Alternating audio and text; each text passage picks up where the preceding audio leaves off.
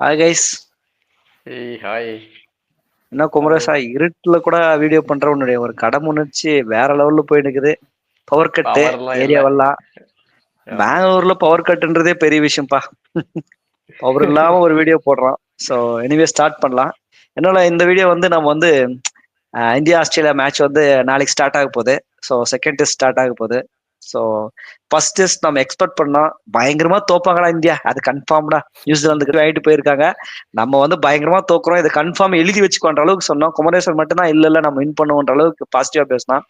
So இந்த match வந்து ஒரு பிங்க் பால் டெஸ்ட், ஒரு பயங்கரமான டெஸ்ட். ஆஸ்திரேலியா கம்பேக் கொடுத்தே ஆகணும். இந்த மேட்ச் அவங்க விட்டுட்டாங்கன்னா நமக்கு வந்து இன்னும் ஈஸி ஆயிடும். ஒரு அவங்களுக்கு ரொம்ப டப் ஆயிடும், லீட் எடுக்கிறதுக்கு நமக்கு இன்னும் ஈஸி ஆயிடும். அந்த WTC ஃபைனல் வரைக்கும் கிட்ட போயிடலாம். ஸோ அந்த மாதிரி ஒரு மோஸ்ட் இம்பார்ட்டன்ட் மேட்ச்.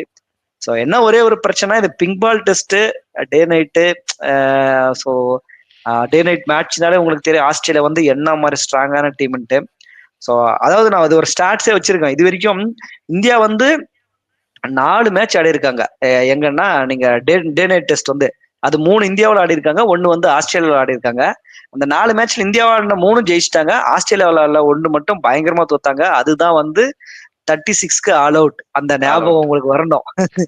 ஏசில்வுட் வந்து 5 ஓவர் போட்டு 3 ஓவர் மெய்டனு 5 ரன் தான் கொடுத்து 5 விக்கெட் எடுத்தா. அப்பா என்ன மாதிரி அது ஒரு என்ன மாதிரி ஒரு பவுலிங் பாது. நிஜமா சொல்றேன், நீங்க ஆஸ்திரேலியாவை பொறுத்த வரைக்கும் நம்ம ஸ்டார்க்க ரொம்ப புகழ் தரோம், பேட் கமின்ஸை ரொம்ப புகழ் தரோம். ஏசில்வுட் அண்டர் ரேட்டடாவே போறோம். ஒரு பயங்கரமான பிளேயரு. நம்ம அந்த மாதிரி ஒரு ஹியூமிலேஷன் நம்ம லைஃப்லயே நம்ம பார்த்ததுல, நம்ம கிரிக்கெட் பார்த்த ஆரம்பிச்சதுக்கு அப்புறம் ஒரு 36 ஆல் அவுட்டா அப்படின்ற அளவுக்கு. ஸோ அந்த மாதிரி ஹியூமிலேட்டான ஒரு அடிலைட்ல தான் நாளைக்கு மேட்ச் மறுபடியும். ஸோ அதே அடிலைடு, அதே பிங்க் பால் டெஸ்ட். ஸோ அது ஒரு பயங்கரமான பயங்குது. நீங்க ஆப்போசிட்ல போனீங்கன்னா பிங்க் பாலை பொறுத்த வரைக்கும் ஆஸ்திரேலியா வந்து செம்ம டாமினேட். எப்படி சொல்றதுன்னா, பிங்க் பாலா நாங்க தான்டா அப்படின்ற அளவுக்கு டாமினன்ட். இது வரைக்கும் 12 மேட்ச் ஆடி இருக்காங்க, 11 மேட்ச் வின் பண்ணிருக்காங்க. ஒன்னு தான் ரீசெண்டா கேபாவில் வந்து வெஸ்ட் இண்டீஸ் கிட்ட தோத்தாங்க, அதுவும் 8 ரன் வித்தியாசத்துல. அதுல வந்து இந்த சமார் ஜோசப் வந்து 5 விக்கெட் ஆல் எடுத்து செம்மையா பண்ணாரு. அப்பதான் வந்து சமார் ஜோசப் வந்து எல்லாருக்கும் பரிச்சயமான ஆளானாரு. ஸோ அதுல என்னென்ன ரெக்கார்ட் வச்சிருக்காங்க பாருங்களேன். மோஸ்ட் ரன்ஸ் வந்து யார் பிங்க் பால்னா வார்னர் 647 ரன் வச்சிருக்காரு. Most hundreds Labuschagne. அவர் லாம்பிஸ் சேஞ்ச் பிங்க் பால்னாலே போதும், அவர் கொளுத்திடுறாரு. அப்புறம் மோஸ்ட் விக்கெட்ஸ் யாருன்னு பாத்தீங்கன்னா கிட்டத்தட்ட 39 விக்கெட் ஸ்டார்க்கு.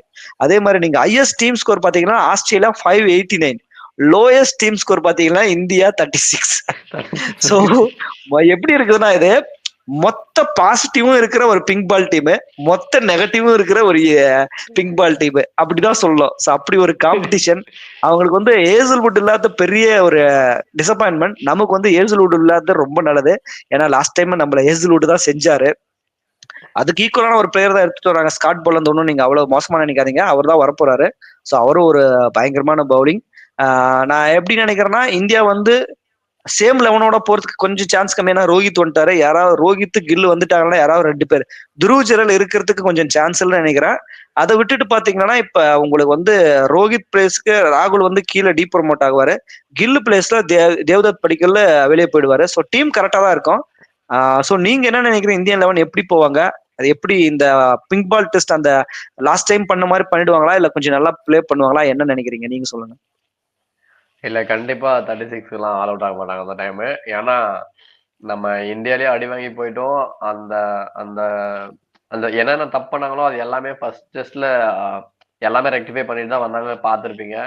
நம்ம விராட் கோலியும் ஒரு 100 அடிச்சாரு. ஸோ அது இதெல்லாம் பார்க்கும்போது இந்தியா கிட்ட ஒரு பாசிட்டிவ் வைப் தான் இருக்குது. ஸோ இதவே அப்படியே கொண்டு போனாங்கன்னா நல்லா இருக்கும்னு நினைக்கிறேன். இப்ப நம்ம செகண்ட் டெஸ்ட்ல தோத்து போனாலுமே பிரச்சனை இல்லை. நான் வந்து போராடி தோக்கணும்னு தான் சொல்றேன். ஒரு 200 இல்ல 250 அடிக்கும் போது நீ வந்து ஒரு 200 அடிச்சுட்டு தோத்தனா அது வேற விஷயம். 50க்கு ஆல் அவுட் ஆனானா அது நல்லா இருக்காது. இது இந்தியாவுக்கு மட்டும் இல்ல, ஆஸ்திரேலியாவுக்கும் கூட சொல்றேன். சோ ஒரு காம்படிட்டிவான ஒரு கேம் இருந்துச்சுன்னா தான் நல்லா இருக்கும். அந்த 5 டேஸ் போறதோ 5 டேஸ் மேட்சா நம்ம நம்ம ஆடியன்ஸா நம்ம பாக்குறதுக்கும் நல்லா இருக்கும். சோ அப்படி வந்து பாத்தீங்கன்னா மேபி 50-50 சான்ஸ் தான் நான் சொல்லுவேன் இந்த மேட்ச். ஆஸ்திரேலியாவுக்கு 50 சான்ஸ், நமக்கு 50 சான்ஸ் தான் இருக்கு.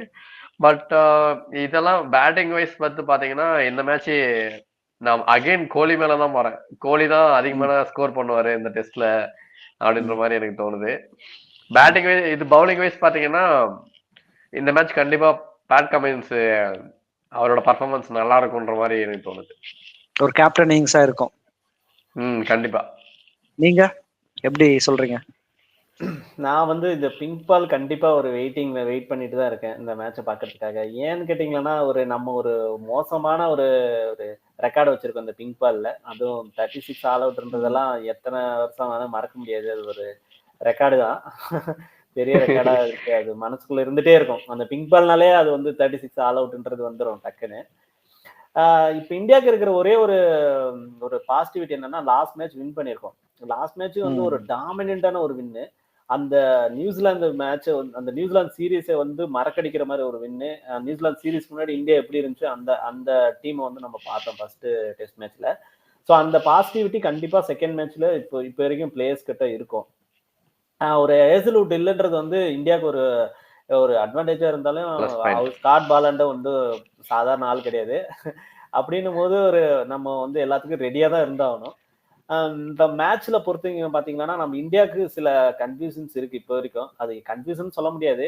ஒரு 2 பிளேயர்ஸ் வந்து ஒரு ஸ்டார் பிளேயர்ஸ் வந்து உள்ள வராங்கன்னும் போது வந்து என்னென்ன சேஞ்சஸ் ஆகும்னு நம்மளால சொல்ல முடியாது. என்னை பொறுத்த வரைக்கும் ரோஹித் வந்து ஒரு ஒரு 5th பிளேஸ்ல விளையாடினா எனக்கு நல்லா இருக்கும்னு தோணுது. ஏன்னா ஒரு நல்ல ஒரு செட்டே இருக்கு. நீங்க ராகுல நான் இந்த பிராக்டிஸ் மேட்ச்ல இருந்து பார்த்துட்டு வரேன். ராகுல் கண்டிப்பா வந்து நல்லாவே ஆடிட்டு வர இந்த ஆஸ்திரேலியன் பிச்சில். அப்படின்னு இருக்கும்போது ராகுல் ஜெய்ஸ்வால் காம்பினேஷன் நல்லா போயிட்டு இருக்குது. 2 இன்னிங்ஸ்லும் பயங்கரமா ஜெய்ஸ்வாலை விட ஃபர்ஸ்ட் இன்னிங்ஸ் நல்லா ஆடினவர் வந்து ராகுல். நீங்க எல்லாருமே பேசுனீங்க, அக்செப்டும் பண்ணிக்கிட்டீங்க. அப்படி இருக்கும்போது ஒரு ரோஹித் சர்மா பயங்கரமான பிளேயரு, சூப்பர் ஸ்டார், அதுல எந்த டவுட்டும் இல்லை. எல்லாருமே அக்செப்ட் பண்ணிப்பீங்க, எந்த டவுட்டும் இல்லை. ஆனா வந்து அவர் இப்ப இருக்கிற கரண்ட் ஃபார்மை வச்சு பார்க்கும்போது வந்து கண்டிப்பா அவர் வந்து ஓப்பனரா அவரே வந்து ஆடுறேன்னு சொல்றாரான்னு எனக்கு தெரியல. ஏன்னா ஒரு சுனில் கவாஸ்கரே இருக்கட்டும், அவரே என்ன சொல்லியிருக்காரு, அவர் வந்து ஒரு 5th பிளேஸுக்கு போனா நல்லா 5th பிளேஸ்ல ஆடணும் அப்படின்ற மாதிரி சொல்லியிருக்காங்க எல்லாருமே. அப்படி இருக்கும்போது வந்து ஒரு நல்ல ஒரு காம்பினேஷன்ல இருக்கிற ஜெய்ஸ்வாலையும் ஒரு கேஎல் ராகுலையும் நம்ம வந்து அவங்களுடைய ஒரு அண்டர்ஸ்டாண்டிங் வந்து நம்ம பிரேக் பண்ற மாதிரி ஏதாவது பண்ணா அது கொலாப்ஸ்ல கொண்டு போய் விட்டுருச்சுன்னா அது ஒரு பெரிய பிரச்சனையா முடியும்னு தோணுது.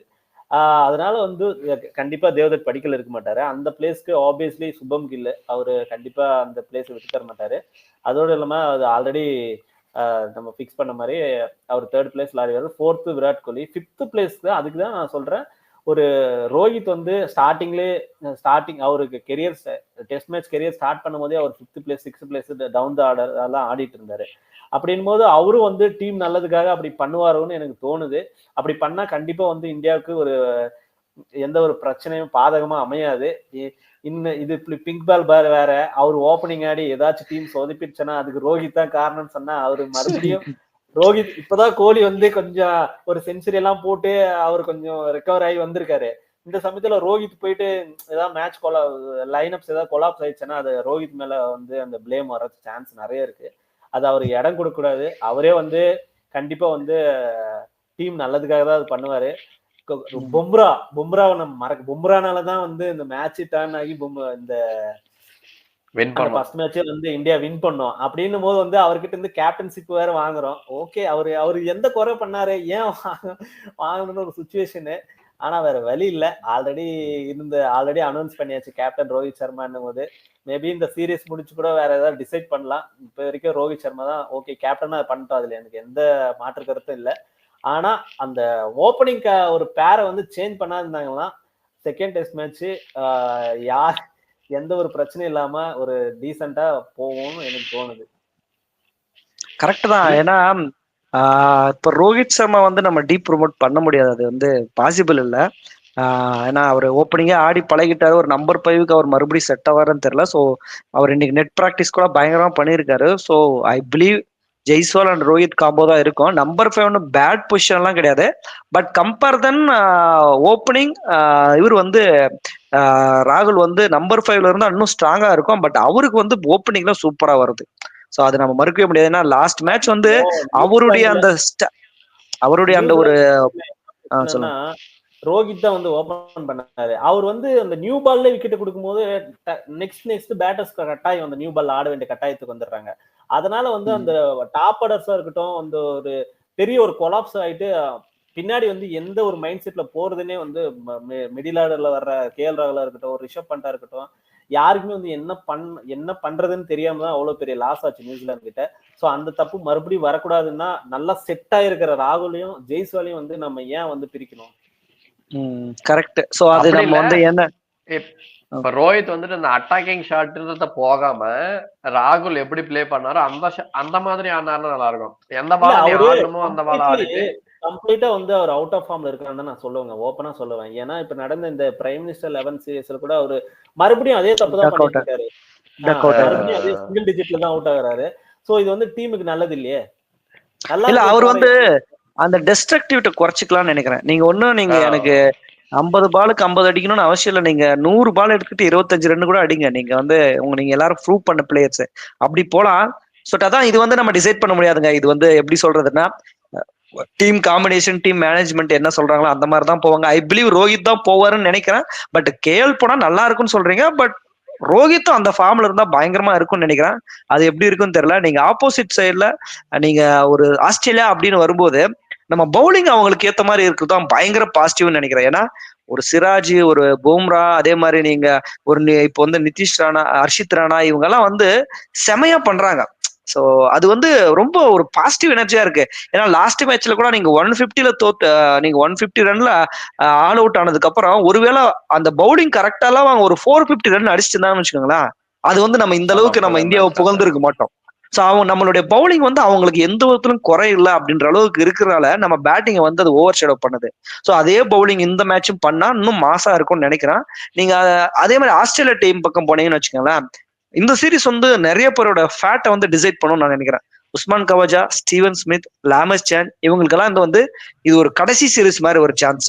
ஏன்னா லாஸ்ட் 2 வருஷம் வந்து கிட்டத்தட்ட ஸ்டீவன் ஸ்மித் செஞ்சுரி அடிக்கல. லாம்பஸ் சேன் நீங்க பாத்தீங்கன்னா அவரோட ஆவரேஜ் வந்து 65ல இருந்து கிட்டத்தட்ட 50க்கு கீழே வரப்போகுது. இப்ப அந்த அளவுக்கு வந்துட்டாரு. உஸ்மான் கவாஜாவும் அதே அளவுக்கு குறைஞ்சினே வருது அவர் ஃபார்ம்.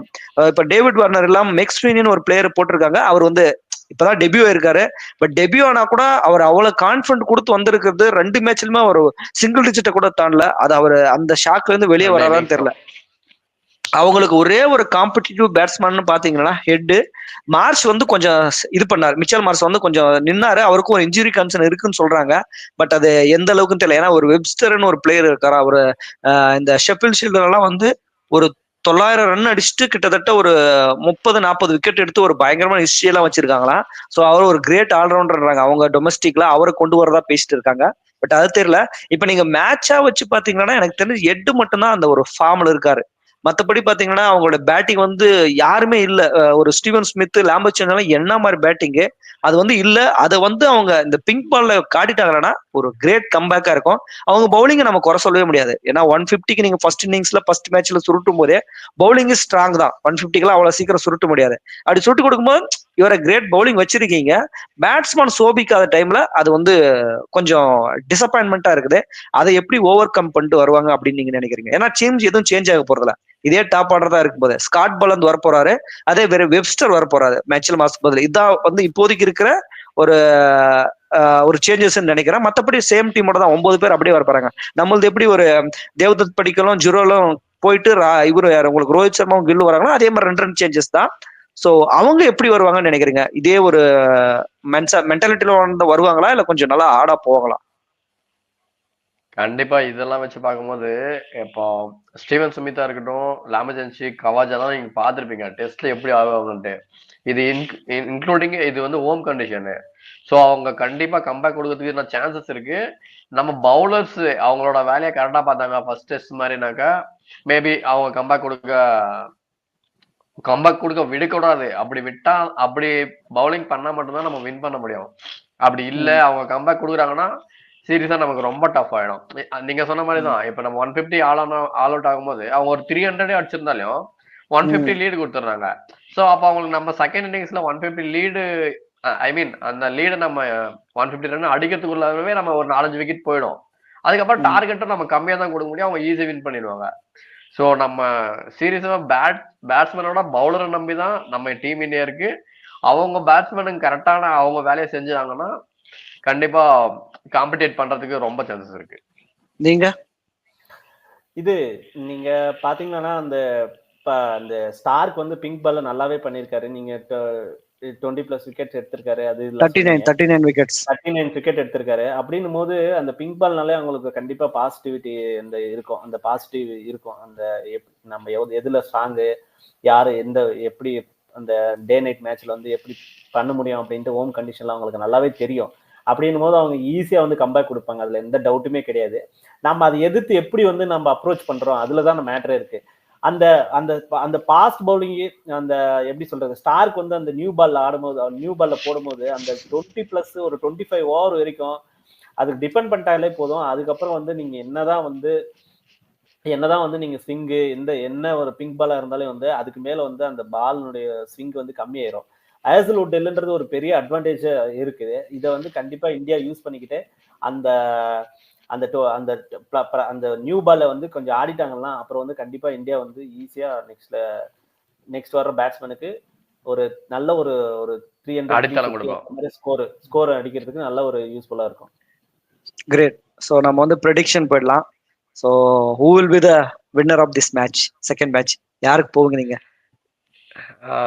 இது அகெயின் நான் 50-50 சான்ஸா சொல்றேன். பட் ஆனா இந்தியா ஃபேவரா போகும்னு நினைக்கிறேன். நானும் இந்தியாவுக்கு தான் ஃபேவரா போகும்னு நினைக்கிறேன். ஏன்னா டிரா ஆகிறதுக்கு சான்ஸே இல்ல. 50-50ன்னு சொல்ல முடியாது. 60-40ன்னு போறேன் நானு. ஏன்னாக்கா நம்ம இந்தியா வந்து ஒரு பாசிட்டிவ் ஒரு லாஸ்ட் மேட்ச் வின் பண்ண அந்த ஒரு மைண்ட் செட்ல இருக்கும். அவங்க வந்து அந்த ஹோம் கண்டிஷன்ல தோத்த அந்த ஒரு ஃப்ரஸ்ட்ரேஷன்ல இருப்பாங்க. அவங்க ஃப்ரஸ்ட்ரேஷன் விட்டு நிறைய கேப் இருக்கு. அவங்க வின் பண்ணணும்ன்ற மாதிரி தான் வருவாங்க. வின் பண்ணணும்னு வருவாங்க. இருந்தாலும் வந்து நம்ம கிட்ட வந்து ஒரு ஸ்ட்ராங்கான ஒரு பேட்டிங்கும் ஒரு ஸ்ட்ராங்கான ஒரு பவுலிங் லைனப்பும் இருக்கு. அது எந்த பிரச்சனையும் இல்லாம இருக்கு. அதனால இந்தியா 60-40 அந்த ப்ரெடிக்ஷன்ல நான் போறேன்.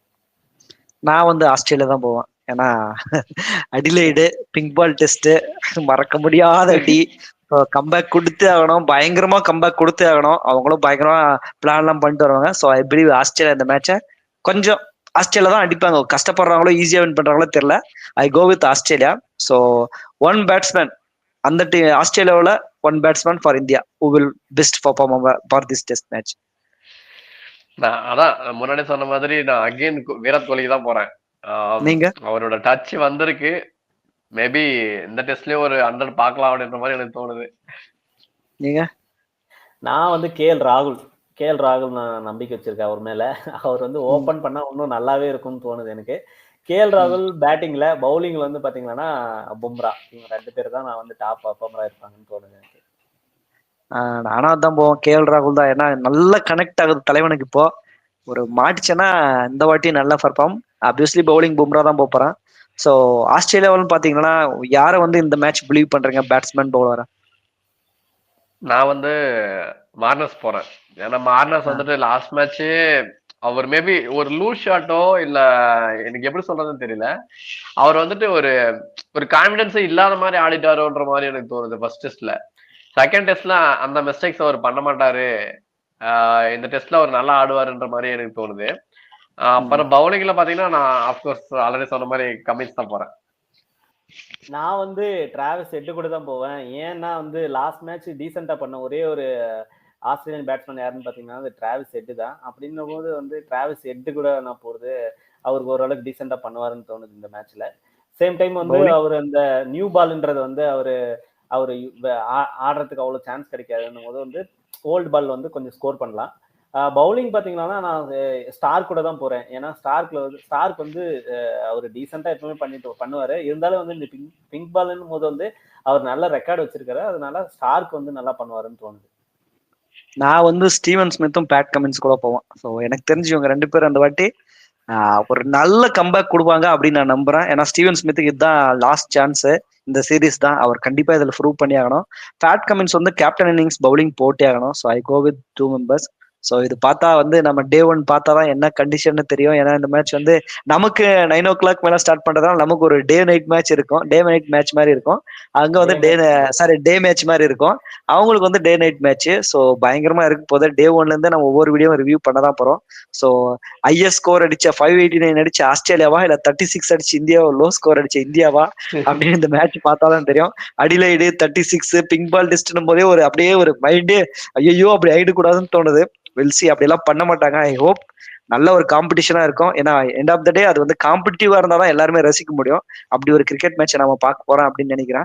வெல்சி அவங்க எப்படி பர்ஃபார்ம் பண்றாங்கன்னு டே ஒன் ரிவ்யூல பாக்குறேன். ஓகே பாய்.